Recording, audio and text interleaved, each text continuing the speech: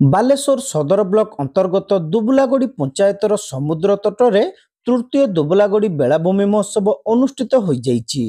ଏହି ପରିପ୍ରେକ୍ଷୀରେ ଆୟୋଜିତ କାର୍ଯ୍ୟକ୍ରମକୁ ମୁଖ୍ୟ ଅତିଥି ଭାବେ ଜିଲ୍ଲା ପରିଷଦ ସଭାପତି ନାରାୟଣ ପ୍ରଧାନ ଆନୁଷ୍ଠାନିକ ଭାବେ ଉଦ୍ଘାଟନ କରିବା ସହିତ ସମ୍ପର୍କର ସେତୁବନ୍ଧ ବାନ୍ଧିବାରେ ବେଳାଭୂମି ମହୋତ୍ସବର ନିରବିଚ୍ଛିନ୍ନ ଭୂମିକା ସମ୍ପର୍କରେ ଆଲୋକପାତ କରିଥିଲେ। ସାମୂହିକ ସହଯୋଗ ମାଧ୍ୟମରେ ଦୁବୁଲାଗଡ଼ି ବେଳାଭୂମିକୁ ସର୍ବବ୍ୟାପୀ କରିବା ଉପରେ ଶ୍ରୀ ପ୍ରଧାନ ଗୁରୁତ୍ୱ ଦେଇଥିଲେ।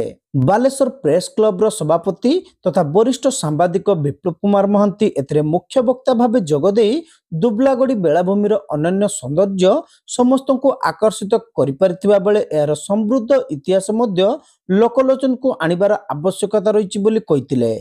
ତେବେ ଏହି ମହୋତ୍ସବ ବେଳାଭୂମିର ଗୁରୁତ୍ୱ ବୃଦ୍ଧିରେ ସହାୟକ ହୋଇପାରିବ ବୋଲି ସେ ଆଶା ପ୍ରକାଶ କରିଥିଲେ।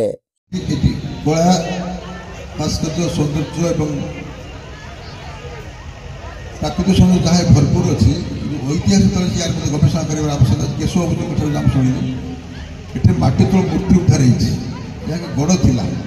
ଏ ବିଷୟରେ ମଧ୍ୟ ଗବେଷଣା କରାଯିବା ଆବଶ୍ୟକ ରହିଛି ଏବଂ ସେ ବିଷୟରେ ମଧ୍ୟ ଏହା ଏକ ଐତିହାସିକ ମଧ୍ୟ ପରିବେଶ ଅଛି। ଏତେ ସୁଗୁଣର ଅଧିକାରୀ ସ୍ଥାନ ଖାଲି ସେତିକି ନୁହଁ, ଏଇ ବିଚ୍ ଯାହା କହିବାକୁ ଖାଲି ବାଲେଶ୍ୱର ଜିଲ୍ଲାର ନୁହଁ, ଓଡ଼ିଶାର ନୁହଁ, ବିଭିନ୍ନ ପ୍ରଦେଶର ଦେଶ ବିଦେଶର ପର୍ଯ୍ୟଟକମାନଙ୍କୁ ଆକୃଷ୍ଟ କରୁଛି। ସଦର ବ୍ଲକ ଅଧ୍ୟକ୍ଷା ସୁନିତା ବେହେରା, ସାମୁଦ୍ରିକ ଥାନା ଅଧିକାରୀ ପ୍ରଶାନ୍ତ କୁମାର ପାଣି, ଦୁବୁଲାଗଡ଼ି ସରପଞ୍ଚ ପ୍ରବୀର କୁମାର ସାହୁ, ବଗଦା ଗ୍ରାମ ସଭାପତି କବାତ ଅଲି ଖାଁ, ଦୁବୁଲାଗଡ଼ି କ୍ୟାମ୍ପ ଆସୋସିଏସନ ସଭାପତି ଦେବବ୍ରତ ପ୍ରଧାନ, ବିଜୟାନନ୍ଦ ସ୍ୱାଇଁ, ଜୟଦେବ ସାହୁ, ଶ୍ରାବନ୍ତ କୁମାର ମାନା ପ୍ରମୁଖ ଏଥିରେ ସମ୍ମାନିତ ଅତିଥି ଭାବେ ଯୋଗଦେଇ ବକ୍ତବ୍ୟ ପ୍ରଦାନ କରିଥିଲେ। ଉପଭୋଗ କରନ୍ତୁ, ଏନ୍ଜୟ କରନ୍ତୁ। ମୁଁ ତ ପ୍ରତ୍ୟେକ ବର୍ଷ ଆସେ, ମୋ ଫ୍ୟାମିଲି ସହିତ ମଧ୍ୟ ମୁଁ ଆସିଛି। ଜାଗା ମୋତେ ବହୁତ ଭଲ ଲାଗେ। ଆପଣମାନେ ସବୁଆଡ଼େ ମଧ୍ୟ ଦେଖିଥିବେ, ସି ବିଚ୍ ବହୁତ ଦେଖିଛନ୍ତି, କିନ୍ତୁ ଏ ଦୁବୁଲାଗଡ଼ି ଏ ତଳ ଅଞ୍ଚଳର ଯେଉଁ ସି ବିଚ୍ ଆମର ଦୁବୁଲାଗଡ଼ି ଆପଣମାନେ କେଉଁଠି ଦେଖିବା ପାଇଁ ପାଇନଥିବେ। ଯେଉଁ ଲୋକମାନେ ବହୁତ ଖୁସି ଆନନ୍ଦରେ ଆସନ୍ତି, ସକାଳ ସନ୍ଧ୍ୟାରେ ଫେରି ଯାଆନ୍ତି ତାଙ୍କ ଘରକୁ।